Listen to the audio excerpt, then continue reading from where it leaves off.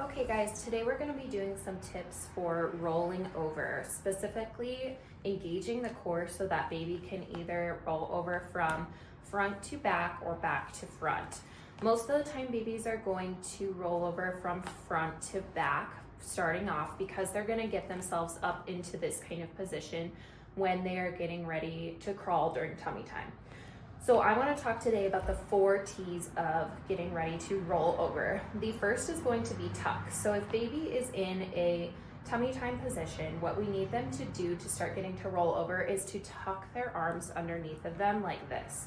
So as baby is in tummy time, they are developing their neck curve. So they are going to be starting to come up like this. And with that, we want to tuck their arms underneath of them.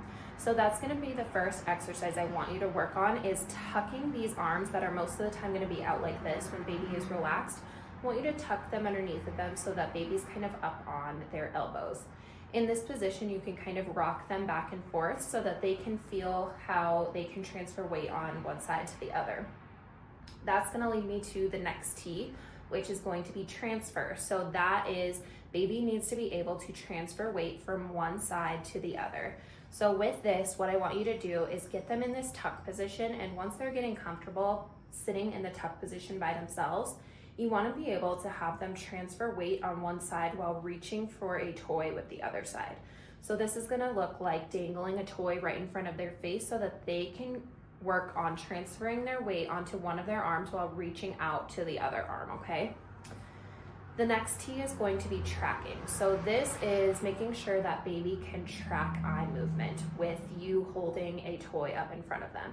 So what that's gonna look like is they're gonna be kind of in this tucked position during tummy time, and you're gonna dangle a toy in front of them and make sure that they can track it with their eyes.